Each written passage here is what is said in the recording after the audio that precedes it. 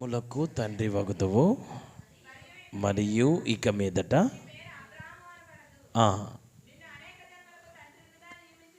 గనుక దేవునికి స్తోత్రం చెప్పండి అందరం. ఉదయకాల సమయం సర్వోన్నతుడైన దేవుడు అబ్రహాముని ఎందుకు ఆశీర్వదించాడో, సర్వోన్నతుడైన దేవుడు అబ్రహామును ఆశీర్వదించటంలో గనక ఆ గల కారణమేంటో ఒక విషయాన్ని ప్రభు మనకి తేటపరిచాడు. ఏంటిది ఆ విషయం అంటే, అబ్రహాము తన జీవితంలో దీవించబడ్డానికి అబ్రహాం దేవునికి ప్రాధాన్యతనిచ్చిన వాడని, దేవుణ్ణి ప్రేమించే మనసు అబ్రహాముకు ఉందని, అబ్రహాముని దేవుడు ఒక పని చేయమన్నాడని, ఆ పని ఏంటంటే ఆదికాండం 12వ అధ్యాయం 1వ వచనంలో నీవు లేచి, ఆ మాట నుంచి ప్రభు ఉదయకాల సమయాన మనందరితో మాట్లాడాడు. దేవునికి స్తోత్రం. ఎవరైతే ప్రభు కొరకు నిలబడతారో, ఎవరైతే ప్రభు పక్షాన నడిపించబడిన బిడ్డలుగా మార్చబడతారో, వారి జీవితాలలో గొప్ప ఆశీర్వాదాలను అనుభవించగలిగిన బిడ్డలుగా తీర్చబడతారు. గొప్ప కార్యాలు వారి జీవితాల్లో జరగాలంటే, ఉన్నతమైన ఆశీర్వాదాలు వారి జీవితాల్లో అనుభవించాలంటే, వారు తప్పక చేయవలసిన కార్యం వారు ప్రభు పక్షాన నిలవబడిన వ్యక్తులుగా ఉండాలి.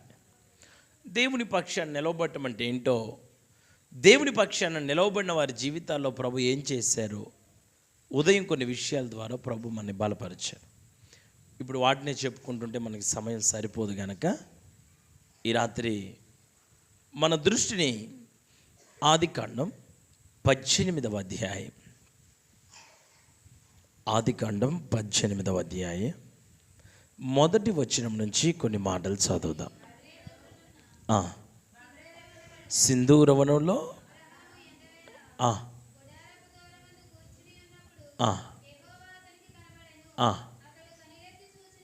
అతడు కన్నులెత్తి చూచినప్పుడు ముగ్గురు మనుషులు అతని ఎదుట నిలవబడి ఉండిరి. అతడు వారిని చూచి గుడారపు వాకిట నుండి వారిని ఎదుర్కొనుటకు పరుగెత్తి నేల మటుకు వంగి, ప్రభువా, నీ కటాక్షము నా మీద నున్న ఎడల దాటిపోవద్దు, నేను కొంచెము నీళ్లు తెప్పించదను, దయచేసి కాళ్ళు కడుక్కొని ఈ చెట్టు క్రింద అలసట తీర్చుకొనుడి, కొంచెం ఆహారము తెస్తాను,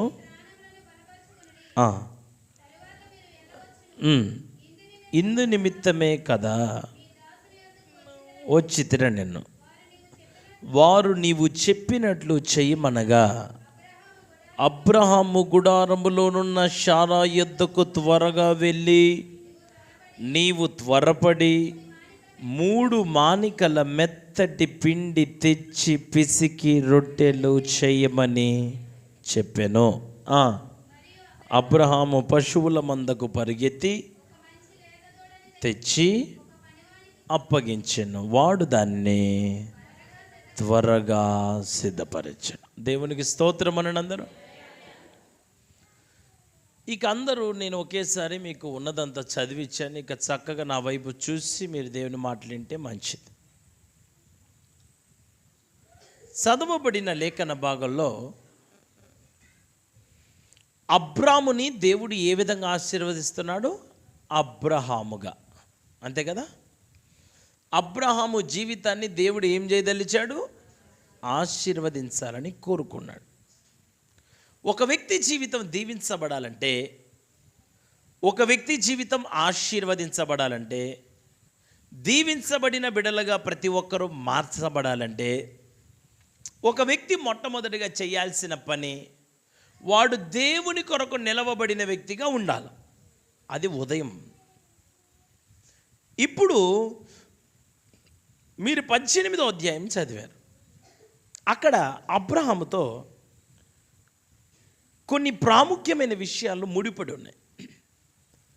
అబ్రహాముని దేవుడు ఎందుకు ఆశీర్వదించాడంటే, అబ్రహాముని ఎందుకు దీవెనకరంగా మార్చాడంటే, మొట్టమొదటిది దేవుడు అబ్రహామును చెప్పిన ఆ మాటకి, దేవుడు చెప్పిన మాటకి లోబడే మనస్సు అబ్రహాం దగ్గర ఉంది. అబ్రహాముతోని దేవుడు ఏమన్నాడు? నీవు లేచి అనందరం దేవుని కొరకు లేవమంటే లేచాడు. దేవుని పక్షాన నిలవబడమంటే నిలవబడ్డాడు. దేవుని పక్షాన నిలవబడటమే భాగ్యంగా పెట్టుకొని దేవుని కొరకు నిలవబడిన వ్యక్తిగా మార్చబడితే దేవుడు అబ్రహాముని ఆశీర్వదించుకుంటూ వచ్చాడు. ఇది మొదటిది. 2, దేవుడు అక్కడ ఇంకొక మాట చెప్పాడు. ఏమని? 12వ అధ్యాయంలో, నీ దేశం నుండి, నీ బంధువుల యొద్ద నుండి, నీ తండ్రి ఇంటి నుండి బయలుదేరి నేను నీకు చూపించే, వినండి అందరూ, ఎక్కడికి వెళ్ళాలి? దేవుడు చూపించే దేశం అనండి అందరూ. ఎక్కడ నుండి? నీ దేశము నుండి, నీ బంధువుల యొద్ద నుండి, నీ తండ్రి అంటే ఒక మాట అందరేనండి, నీకు సంబంధించినదంతటిని విడిచిపెట్టి దేవుడు మన కొరకు సిద్ధపరుస్తున్న ఆ దేశానికి నడిపించబడిన వాళ్ళు ఆశీర్వదింపబడిన వ్యక్తులుగా మార్చబడతారు. నేను అన్న మాట మీకు బాగా అర్థం కావాలి. ఇప్పుడు ఒకటేమో దేవుని పక్షాన్ని నిలబడాలి. 2, నువ్వు ఆశీర్వదించబడటానికి నీది అనే దాన్ని సంపూర్ణంగా ఇడిచిపెట్టి నీకు సంబంధించిన జ్ఞానం, నీకు సంబంధించిన తెలివితేటలు, నీకు సంబంధించిన ఉద్దేశాలు, నీకు సంబంధించిన ప్రతి కార్యాన్ని నువ్వు ప్రక్కన పెట్టి, నాకంటూ ఏమీ లేదు, నాదంటూ ఏమీ లేదు, నాకు సంబంధించిందంటూ ఏమీ లేదు, నాదే ఉంది, నేనే పాటి వాడిని, నేనెంతటి వాడిని, నేను అంతలో కనపడి అంతలో మాయమయ్యే ఆవిరి వంటి వాడిని, నా బ్రతుకే పడిది అని మనము మన జీవితంలో మనకు కలిగిన సమస్తాన్ని విడిచిపెట్టి, నీకున్న కోపం, నాకున్న తొందరపాటు, నాకున్న సొంత ఆలోచనలు, నాకున్న సొంత ఉద్దేశాలు, నాకున్న లౌకికమైన ఆశలు, నాకున్న లౌకికమైన కోరికలు, నాలో ఉన్న అవిధేయత, నాలో ఉన్న మూర్ఖత్వం, నాలో ఉన్న అజ్ఞానం, నాలో ఉన్న లోబడ నొల్లని మనస్తత్వం, నేను విడిచిపెట్టిన వ్యక్తిగా మార్చబడి దేవుని మాటకు లోబడి దేవుడు చెప్పినట్లుగా ప్రవర్తించి దేవుడు చూపించిన దేశానికి అడుగులు వేయగలిగిన వ్యక్తిగా నేను మార్చబడితే నా దేవుడు అబ్రహామును ఆశీర్వదించినట్లు నీ జీవితాన్ని, నా జీవితాన్ని కూడా దేవుడు ఆశీర్వదించబోతున్నాడు. ఇప్పుడు ఆశీర్వదించబడాలి అంటే ఇక్కడ నువ్వు చేయాల్సిన పని ఒకటి ఉంది. నీకు సంబంధించింది విడిచిపెట్టాలా, దేవునికి సంబంధించిన దాని కొరకు నువ్వు నడిపించబడగలిగిన వ్యక్తిగా నువ్వు మార్చబడాలి. నీకున్నదంతా పక్కన పెట్టి నీ దేశము నుండి, బంధువుల యొద్ద నుండి, తండ్రి ఇంటి నుండి బయలుదేరి నేను నీకు, అక్కడికి వెళ్తే నువ్వు దీవించబడతా. ఆ దేశానికి నడిపించబడితే నువ్వు ఆశీర్వదించబడతా. ఆ దేశానికి వారసునిగా మార్చబడితే నీ జీవితం వర్ధిల్లుతుంది. ఇప్పుడు ఆ దేశానికి నువ్వు వెళ్ళాలంటే ముందు ఇక్కడున్న వీటన్నిటిని నువ్వేం చేయాలా? విడిచిపెట్టాలి. మరే అబ్రహాముని దేవుడు తన గ్రామాన్ని విడిచిపెట్టమనడా, తన మండలాన్ని విడిచిపెట్టమనడా, తన జిల్లాని విడిచిపెట్టమనడా, తన రాష్ట్రాన్ని విడిచిపెట్టమనడా, తన దేశాన్ని విడిచిపెట్టమనడా? మండలం కాదు, వింటున్నారా? గ్రామం కాదు, మండలం కాదు, జిల్లా కాదు, రాష్ట్రం కూడా కాదు, దేశం. నేను మీకు చిన్న విషయం చెప్తాను. మన దేశంలో నాగాల్యాండ్ అని ఒక ప్రాంతం ఉంది. నాగాయలంక కాదు, నాగాల్యాండ్ అని ఒక ప్రాంతం. ఆ ప్రాంతంలో నన్ను వాక్యం చెప్పడానికి ప్రతి సంవత్సరం పిలుస్తారు.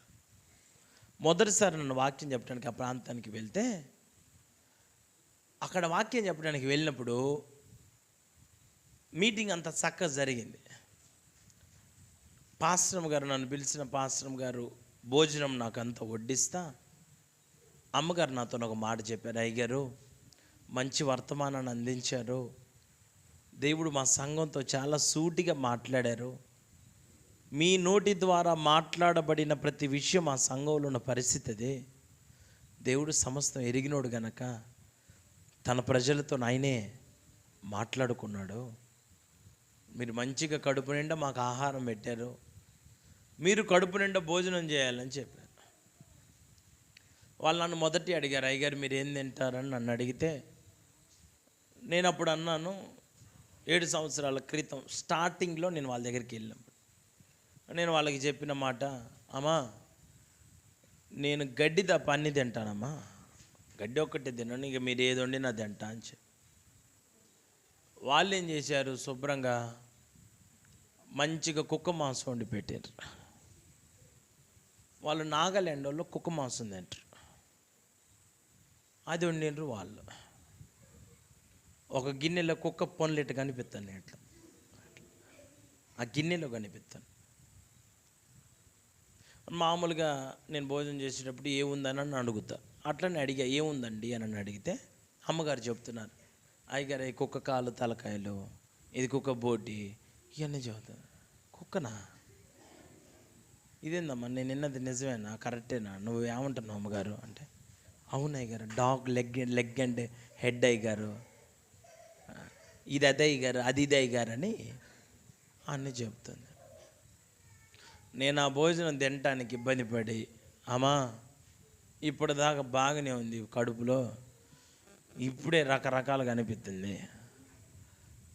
మామూలు కాదు, కొంచెం ఇబ్బందిగా ఎందుకో అమ్మా అర్థం కావట్లేదు, నేను ఒక పావుగంట అయిన తర్వాత భోజనం చేస్తలేమ్మా, కొద్దిసేపు రెస్ట్ తీసుకుంటే నాకు బాగుంటుందని చెప్తే, సరే గారు మీరు మాత్రం భోజనం చేయకుండా పడుకుంటే యాడ్ నిద్ర వచ్చిద్ది, సర్లే పోండి రెస్ట్ తీసుకోండి, పావుగంట తర్వాత వచ్చి భోజనం చేద్దరులే. ఆమె పావుగంట తర్వాత సెంట్రల్ డిపార్ట్మెంట్ వాళ్ళు కూడా అంత టైం పెట్టుకోరు, కరెక్ట్గా టైం పెట్టుకొని వచ్చి నా తలుపు కొడుతుంది. నేను తలుపు కొడుతుంటే తలుపు తీస్తే బయట కుక్క మాంసం ఉంది, నాకు తెలుసుగా, నేను యాడ్ తీయాలి ఇప్పుడు తలుపు. అందుకోసం నాకు తెలిసిన తలుపు శబ్దం అవుతున్నా కానీ నాకు వినబడినట్టు లోపటే కూర్చున్నా. అంటే మౌనంగా ఉంటే ఆమె పోయిద్దిలే, కొట్టి ఆమె వండుకున్నాడేమో అని నన్ను పోయిద్దానని అంటే, ఆమె యాకోబు కాకలాగా ఉంది, ఆమె తలుపు తీసిందా గిడిచిపెట్టేటట్లేదా. ఇంకా నేను ఎంతసేపు ఎదురు చూసినా ఆమంతే తలుపు కొడుతుంటే, ఇంకా మరీ అంతగానో తలుపు కొడుతుంటే నిజంగా నిద్రపోయిన వాళ్ళు లేస్తారుగా, ఇంతసేపు తీయట్లేదంటే నేను ఖచ్చితంగా నిద్రపోనట్టే అని మళ్ళీ ఆమెకు అర్థమైద్దని, ఎందుకులే అని పుసుకొని లేనిపోని గొడవ, ఊరుగా ఊరు వచ్చినాం, రాష్ట్రం కానీ రాష్ట్రం, ఎందుకులే తెప్పాలని చెప్పి తలుపు తీసిన. ఉంటుంది, ఏందయ్య గారు అట్లా పడుకుంటే అట్లా, మీరు ఒక ముద్ద తిని రెస్ట్ తీసుకోవచ్చుగా, రండి భోజనం చేద్దరు అన్నాడు. ఆ భోజనం అంటేనే భయం పడుతుంది, ఏ మాట మాట్లాడినా పర్వాలేదు కానీ బువ్వ తిందామంటేనే దడ బుట్టేటట్టు ఉంది, ఎందుకంటే మొత్తం కుక్క మాంసమే. నేను ఆమెతో చెప్పిన అమ్మగారితో, అమ్మగారు ఏమోనమ్మా నేనైతే మాంసం తింటాం మానేసిన, మీరేమో ఎన్ని వండి పెట్టిండ్రు నాకు అంటే, అమ్మగారు అంటారు, ముందే అడిగాం కదా అయ్యగారు మీరు గడ్డి తప్ప అన్నీ తింటున్నారు, అందుకోసం మీకు కుక్క మాంసం భలే బాగుంటుంది అయ్యగారు, మీరు అయినా ఎన్నోసార్లు తింటారు, మొత్తం మీరు దేశాలన్నీ తిరుగుతారుగా. అవునమ్మా తిన్నాలే కానీ ఇప్పుడు కొంచెం నాకు బాగలేదు, కొంచెం అంత పప్పు కానీ కాయగూరలు కానీ లేకపోతే అంత సాంబార్ లాంటిది ఏమన్నా ఉంటే ఒక ముద్ద తింటమ్మా, ముందు అర్జెంటుగా టేబుల్ ఖాళీ చేద్దాలి, లేకపోతే నా కడుపులో ఉన్న పేగులు కూడా గొంతులోకి వచ్చేటట్టున్నాయి. నేను ఎందుకు ఈ మాట చెప్పింది చెప్పనా, నేను పోయింది పక్క రాష్ట్రమే, దానికి నేను ఇంత బాధపడ్డా. మన దేశం పక్కనే చిన్నగా నీటి బొట్టు, కన్నీటి బొట్టులాగా ఒకటి ఉంటుంది, దాన్ని శ్రీలంక దేశం అంటారు, తెలుసుగా. శ్రీలంకలో వాక్యం చెప్పడానికి పిలిస్తే ఆడికి పోతే మీరు మరి మొక్కజొన్నలు అంటారా కంకులు అంటారా, మీరు మామూలుగా వాటిని నిప్పుల మీద కాల్చి అమ్ముతారు కదా మనకి, అవి మీకు అర్థమైంది కదా, వాటిని 10 రూపాయలకి 20 రూపాయలకి అమ్ముతారు కదండి. వాటిని ఎట్టయితే అమ్ముతున్నారో శ్రీలంకలో ఎలకల నట్టు అమ్ముతున్నారు. మీకు చెప్తేనట్టుంది, ఇంక చూసినోండి నా బతుకు ఏం కావాలో మీరు ఆలోచించండి. ఎలకలు ఎట్ట తీసుకొని, సార్ తీసుకుంటారా సార్, తింటారా సార్ అని వాడు మొహం మీద పెట్టి అడుగుతుండు వాడు. నేను మీ అందరికీ ఎందుకు ఈ మాటలు చెప్తున్నంటే, బ్యాంకాక్ దేశం వెళ్ళా, వినండి అందరు. బ్యాంకాక్ వెళ్తే నాగుపాము సూప్ పెట్టిండ్రు అక్కడ. వాళ్ళ దేశానికి సంబంధించిన తిండమ్మది, వాళ్ళ ఇది తింటారు. నేను ఎందుకు ఇవన్నీ చెప్తున్నా చెప్పనా? దేవుడు ఎక్కడికి వెళ్ళమన్నాడు అబ్రహాముని? దేశం నుండి దేశానికి. మన దేశంలో ఉన్న అలవాట్లు ఆ దేశంలో ఉంటాయా? మన దేశంలో ఉన్న టైము వాళ్ళ దేశంలో ఉన్న టైం ఒకటేనా? సింగపూర్ పోయినా వాళ్ళ టైం వేరు, మన టైం వేరు. మొన్న 2 వారాల క్రితం బెహ్రెయిన్ దేశం వెళ్ళిన. బెహ్రెయిన్ దేశం పోతే వాళ్ళ టైము మన టైం కంటే వాళ్ళ టైం 2 గంటలు వెనక. ఇప్పుడు మనకి టైము కరెక్ట్గా 8:20 అవుతుంది. వాళ్ళకి ఇప్పుడు 2 గంటలు వెనకంటే అది వాళ్ళ టైం. వాళ్ళు అక్కడ నైటు, మనకి ఇక్కడ 9-9:30కి ప్రసంగానికి టైం ఇచ్చినట్టు వాళ్ళు అక్కడితే ఈడ మన టైంలో వచ్చేసరికి అది 12:30 1 గంట అవుతుంది. ఆ టైంకి నిలబడి నేను వాక్యం చెప్పడానికి హల్లెలూయా అని నేను ఆవరించుకొని నిలబడితే వాళ్ళందరూ హల్లెలూయా అంటారు వాళ్ళు. ఎందుకంటే వాళ్ళకి 10 అయింది టైం, వాళ్ళకి 9, మనకి అమ్మ. దేశం కాని దేశంలో చాలా బాధలు ఉంటాయి. వాళ్ళ భాష వేరు, మన భాష వేరు, వాళ్ళ తిండి వేరు. ఇప్పుడు అబ్రహాం ఆశీర్వదించబడ్డానికి ఆ దేశాన్ని విడిచిపెట్టి దేవుడు చూపించిన దేశానికి నడిచాడు.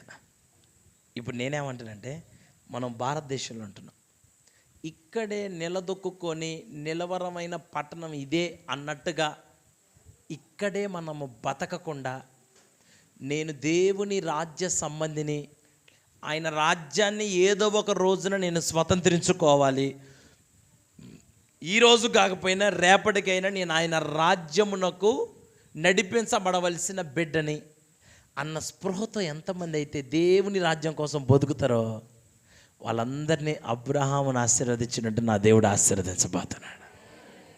ఇప్పుడు దీవించబడాలంటే దేవుని రాజ్య సంబంధిగా నువ్వు మార్చబడాలి. ఈ లోకాన్ని విడిచిపెట్టాలి, ఇహమును విడిచిపెట్టిన వ్యక్తిగా నువ్వు మార్చబడాలి, ఈ లౌకికమైన కార్యాలన్నిటిని విడిచిపెట్టిన వ్యక్తిగా నువ్వు మార్చబడాలి. ఇల్లు లేకుండా ఉండగలగాల, కుటుంబం లేకుండా ఉండగలగాల, మనుషులు లేకుండా ఉండగలగాల, తిండి లేకుండా ఉండగలగాల. నువ్వేది లేకుండా ఉండటం నువ్వు నేర్చుకొని, నాకు దేవుడే ప్రపంచం, ప్రభు కొరకేనే బ్రతుకుతున్నాను, ప్రభువే నా సర్వస్వం అని నువ్వు ఆయన మీద ఆధారపడిన వ్యక్తివే గనక అయితే నిన్ను కూడా ఆ రాజ్యానికి పాత్రునిగా మార్చి అబ్రహాము లాంటి ఆశీర్వాదం నీ కుటుంబం మీదకి దేవుడు కుమ్మరించబోతున్నాడు. కానీ మన జీవితాల్లో ఒక విమానం పైకి ఎగరాలంటే మీకు చిన్న విషయం అర్థం ఏంటంటే చెప్తా. ఒక విమానం పైకి ఎగరటానికి ముందు విమానానికి కింద సంఖ్యలు ఉంటాయి, పెద్ద పెద్ద చైన్లు, వాటికి వీల్స్కి పెద్ద పెద్ద లాకర్స్ పెడతారు. ఇక అది వీల్ కూడా కదలదు, ఇక అట్లా స్ట్రక్ అయి ఉంటుంది. కింద పెద్ద పెద్ద సంఖ్యలతో బంధించున్నప్పుడు గాలి వచ్చిన అటు ఇటు ఊగకుండా వాటి రెక్కల్ని కూడా బంధిస్తారు. ఇప్పుడు అంతా బంధించి ఒక విమానాన్ని స్టార్ట్ చేశారనుకోండి, విమానాన్ని ఎగరటానికి ప్రయత్నం చేశారనుకోండి, విమానం ఎగురుతుందా? ఎందుకని?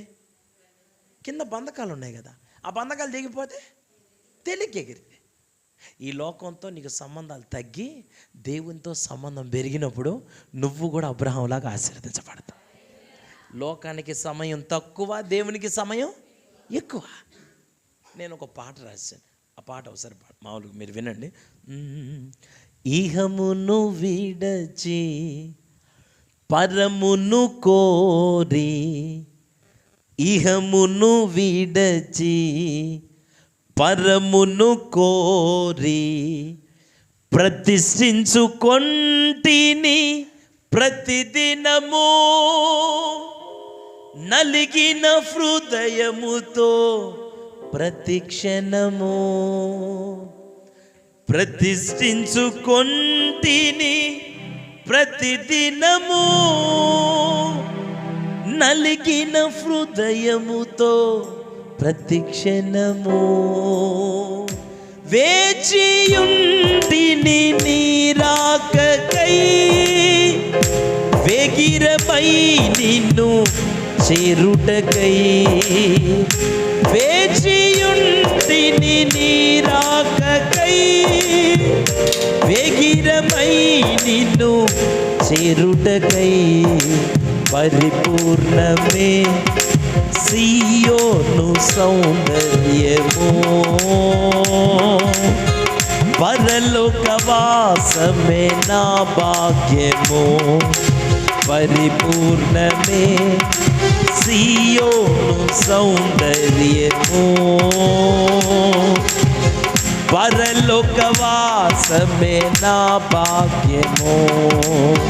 పరమదేవుని సహవాసము, తేజోవాసుల స్వాస్థ్యము. దగదగ మెరిసెను ఆ నగరము, వర్ణింపలేను ఆ లోకము. పరిపూర్ణమే సియోను సౌందర్యము, పరలోకవాసమే నా భాగ్యము. పరిపూర్ణమే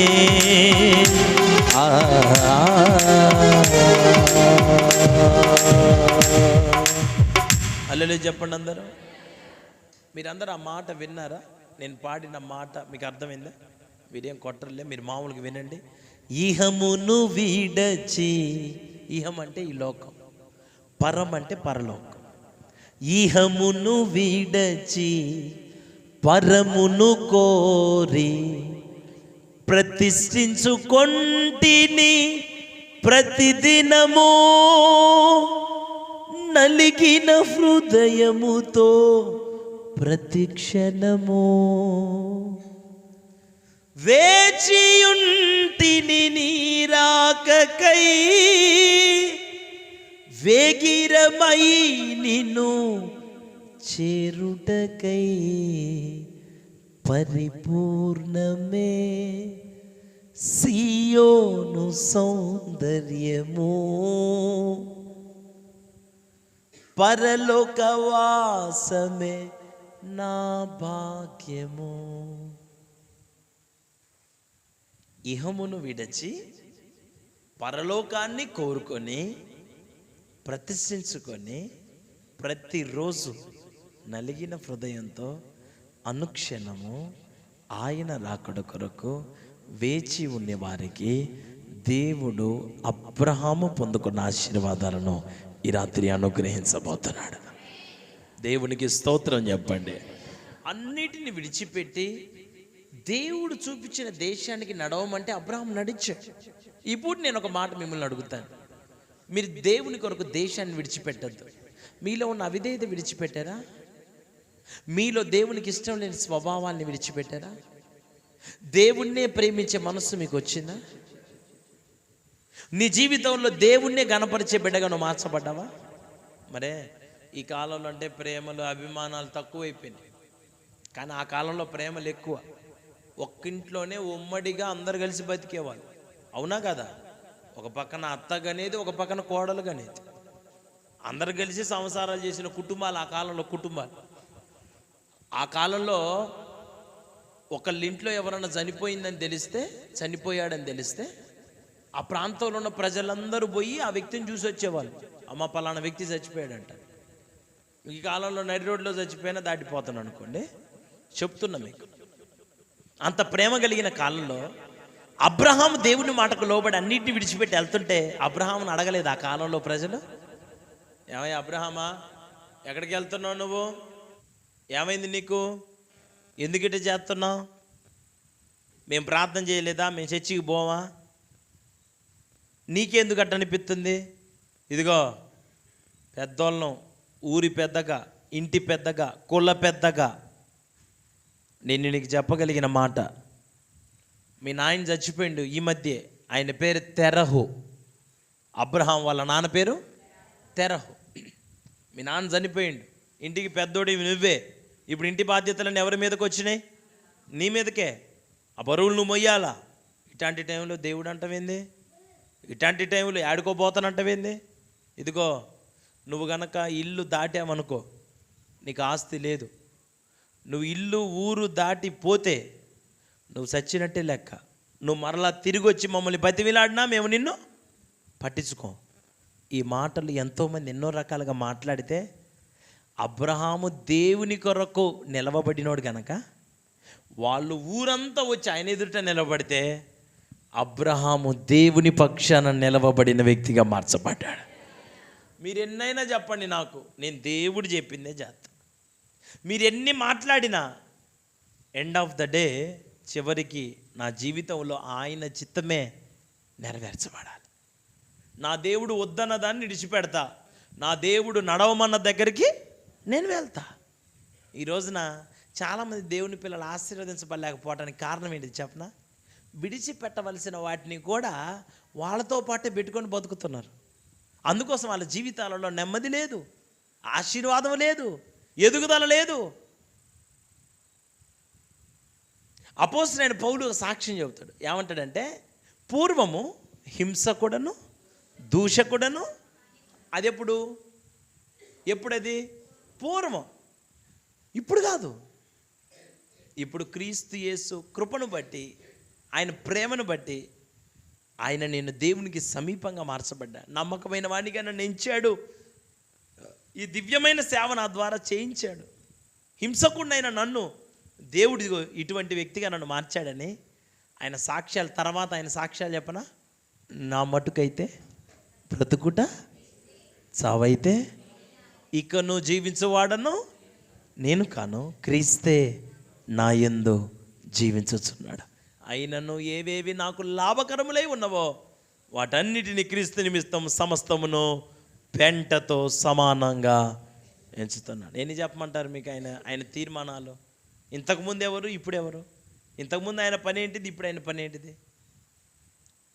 యేసయ్యకు ముందు, యేసయ్యని నమ్మిన తర్వాత అన్నిటిని విడిచిపెట్టడాన్ని బట్టి సౌలు పౌలుగా మారిపోయాడు.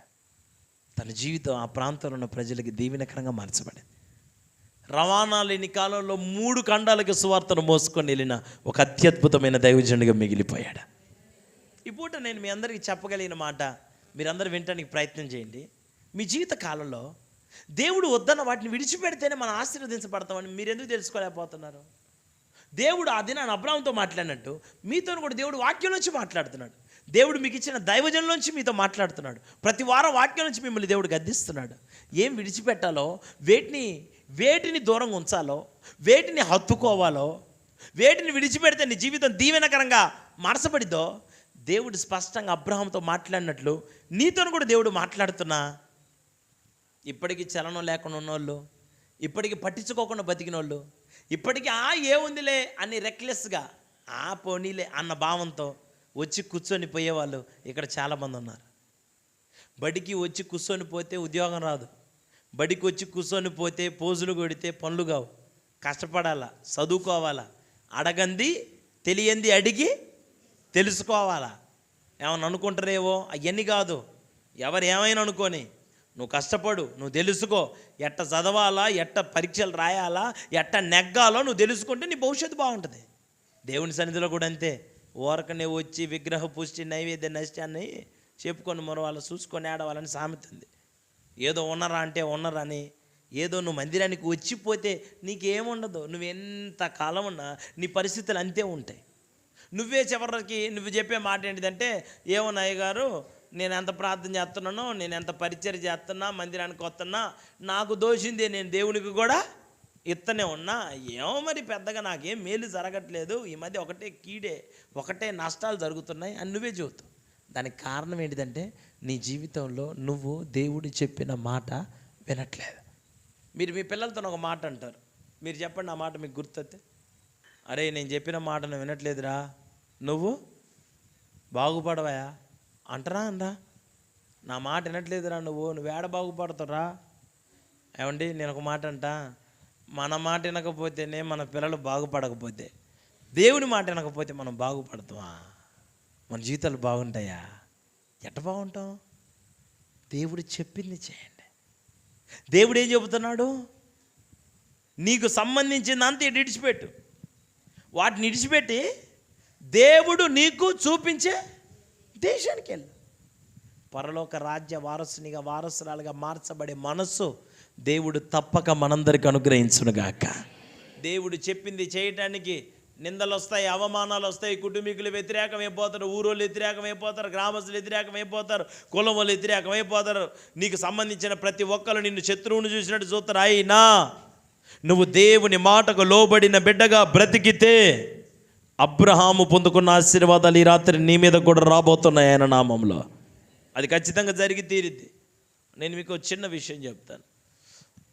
మీ అందరికీ జవహర్లాల్ నెహ్రూ గారు తెలుసు. నెహ్రూ గారు ఆయన ఇంతకుముందు మనకి ప్రధానికి పనిచేశాడు. ఆయన ఉన్న కాలంలో ఆయన శుభ్రతకి బాగా ప్రాధాన్యతనిచ్చేవాడు. ఒక రోజున ఆయన్ని కలవటానికి వేరే దేశం నుంచి ఒక పెద్ద ఆఫీసర్ ఒక ఆయనను కలవటానికి ఆయన గది దగ్గరకు వచ్చి, నేను ఇట్లా పలానా సార్ని కలవాలని నెహ్రూ గారిని అని అన్నాడు. వీళ్ళు ఆ విషయాన్ని లోపల కబురు పెట్టి, ఇట్లా మీకోసం పలానా దేశం నుంచి పలానా ఒక వ్యక్తి వచ్చాడంటే వాళ్ళు సరే ఆయన రమ్మనండి అని చెప్పారు. ఆయన బయట బూట్లు ఇప్పి లోపలికి వెళ్ళాడు. ఎప్పుడైతే బయట బూట్లు ఇప్పి లోపలికి పోయాడో వేసుకున్న సాక్సులు ఉన్నాయి చూసారా, అవి భయంకరమైన వాసన వస్తాయి. గదిలోనికి పోగానే వాసన. నెహ్రూ గారు అన్నారు, బాబు నువ్వు రాగానే గదిలోకి గబ్బు వాసన అవుతుంది, నీ కాళ్ళకున్న సాక్షులే ఈ కారణం. బయట నేను వాళ్ళకి చెప్తాను, సాక్షులు మార్చుకో, కొత్త వేసుకో, ఎందుకంటే ఇద్దరం కలిసి ఒక మీటింగ్కి వెళ్ళాలా, నువ్వు నా కారులోనే రావాల్సింది, ఈ వాసనతో నేను నీతో ప్రయాణం చేయాలంటే నా వల్ల కాదు, మార్చుకోయా, బయట ఇస్తారని పిలిపించి, సార్కి అర్జెంటుగా ఆయన సైజు సాక్సులు రప్పించండి, ఆ కాళ్ళకి వాటిని మార్చుకొని కారు ఎక్కిస్తే మీటింగ్కి ఇన్ని కూడా తీసుకొని వెళ్ళాలా, పని ఉంది అని అన్నాడు. సరే అన్నారు. ఆయనకి సాక్సులు ఇచ్చారు. అయినంతటైనా శుభ్రంగా వాటిని తీసేసి వేసుకున్నాడు. కారు స్టార్ట్ చేశారు. ఆయన ఎక్కాడు. ఆయన ఎక్కిన కొంచెం అంత దూరానికి ఈయన కొంచెం ముందు రూమ్ దగ్గర అక్కడ ఉన్నాడు వరండాలో. అక్కడికి కారు రాగానే ఈయన కూడా ఎక్కాడు. వీళ్ళందరూ ఎక్కినప్పుడు బాగానే ఉంది, కానీ ఈయన ఎక్కితే మళ్ళా వాసన వస్తుంది. ఏందబ్బా వాసన వస్తుందని ఆయన అడిగారు. ఏమయ్యా ఇందాక సాక్షులు మార్చుకోమంటే వాడు ఇయ్యలేదా మా వాడు, ఏంది మళ్ళా వాసన వస్తుంది, ఇచ్చారా ఇయ్యలేదా అంటే ఇచ్చారండి. మార్చుకున్నావంటే ఇదిగోండి సార్ కొత్త మార్చుకున్నా. మరి వాసన ఎందుకు వస్తుంది? నువ్వు ఇచ్చిన వాటిని నేను జేబులో పెట్టుకున్నా, ఇచ్చినయేమో కాళ్ళకి వేసుకున్నా, ఇప్పినయేమో జేబులో పెట్టుకున్నా అని చెప్పాను. ఎందుకయ్యా వాటిని జేబులు ఎందుకు పెట్టుకున్నావు అంటే మళ్ళీ ఇంటికి పోయి ఉతుక్కుందాం అని చెప్పా. నీ ఇంటికి పోయి ఉతుక్కునే దానికంటే ఇప్పుడు నేను ఇక్కడే చచ్చిపోయేటట్టు నా ఇంట్లోకి పోయేదానికి లేదా? చాలామంది ఏం చేస్తారు చెప్పనా, దేవుడిచ్చిన రక్షణ ఏమో దొడుక్కుంటుండ్రు, పాత జీవితాన్ని జేబులో పెట్టుకొని తిరుగుతుండ్రు. ఆ దుర్గంధం ఇంకా పోట్ల, అవిధేయత పోట్ల, లోబడినల్లడ మనసు పోట్ల. ఎప్పుడైనా గుర్తుపెట్టుకోండి, విరిగి నలిగిన హృదయం గలవారని ఆయన దృష్టిస్తాడంట. ఎవడు దీనుడై నలిగిన హృదయం గలవాడై నా మాట విని వణుకుచుండునో వానినే నేను దృష్టిస్తున్నాను. దేవుడు మిమ్మల్ని చల్లగా చూడాలి అంటారు. చూడాలంటే దేవుడు ఒక మాట చెప్పాడు, నువ్వు దీనుడిగా నలిగిన హృదయం కలిగిన వ్యక్తిగా మార్చబడాలంట ఆయన సన్నిధిలో. స్తోత్రం చెప్పండి అందరికి గట్టిగా. ఈ పూట దేవుని మాటకు లోబడిన అబ్రహాముని దేవుడు దీవించాడండి. నేను ఒక మాట మీ అందరికి చెబుతాను, నా వైపు చూసి వినండి. అబ్రహాముని దేవుడు నీ దేశాన్ని విడిచిపెట్టి పొమ్మని ఎన్నిసార్లు చెప్తే విన్నాడు అబ్రహాము? ఒక 10 సార్లు చెప్పాడా? ఒక 20 సార్లా? ఒక 50 సార్లా? ఒక 100 సార్లా? ఒకసారి అనండి. ఎన్నిసార్లు చెప్పించుకున్నాడు? అందుకోసం అబ్రహాం దేవుడు ఆశీర్వదించాడా లేదా? నేను ఒక మాట మిమ్మల్ని అడుగుతా, ఆదివారం టయానికి రమ్మని మీ అయ్యగారు ఎన్నిసార్లు చెప్పిండు? లెక్కే లేదు చెప్పుకో అయ్యగారు అనండి. లెక్కే లేదు, ఎన్నిసార్లు చెప్పిండు. ఆయన చెబుతూనే ఉంటాడు, మనం వస్తూనే ఉంటాం అనండి. మీరు అనుకుంటారు ఆ చెప్పింది పాస్గారిలే, ఏముంది లేరా. కొంతమంది భావన ఏంటితో చెప్పనా, ఏందా ఎప్పుడు మందిరానికి వచ్చినావు అని అంటే, వచ్చా కదా బ్రో ఎప్పుడైతే ఏమైంది అంటున్నావు ఒక ఆయన. నేను అన్నమాట అర్థమైందా? అర్థం కాలే మీకు? ఏదో ఒక టైంకి వచ్చిందిగా ఇంకా చాలదా అంటుండు. అంటే ఏదో ఒక టైంకి వస్తే నీకు రైలు అందిద్దా, ఏదో ఒక టైంకి పోతే నీకు బస్సు అందిద్దా, ఏదో టైంకి వస్తే అందరిలాగా నీకు ఆశీర్వాదం దొరికిద్దా? అంటే కనీసం ఒక బస్ స్టాండ్ కంటే ఒక రైల్వే స్టేషన్ కంటే అధ్వానంగా ఉంది ఆ చర్చి చాలా మందికి. మంచిగా పెళ్ళికి పేరంటం లాగా వచ్చి కూర్చుంటారు, మళ్ళీ చివరిలో వచ్చి పాట కూడా పాడతారు వాళ్ళు. అమ్మో, చివరిలోనే వస్తారు కానీ పెత్తనాలు చేస్తారు. మీరు ఇవన్నీ మానుకోగలిగితే, మీరు ఇట్లా ఉండకుండా ఉండగలిగితే, నా దేవుడు తప్పక మిమ్మల్ని ఆశీర్వదించబోతున్నాడు. ఇది ఖచ్చితంగా జరిగి తీరిద్దండి. అబ్రామును ఊరకన ఆశీర్వదించలా, అబ్రామ్ చేశాడు. ఒక్క ప్రసంగానికి అబ్రామ్ బతుకుని మార్చుకున్నాడమ్మా. ఒకటే వాక్యం, ఒకటే వర్తమానం. నేను చెప్తే ఎంతసేపు పట్టిందో మీరు నాకు చెప్పండి. నీవు లేచి నీ దేశము నుండి, నీ బంధువుల యొద్ద నుండి, నీ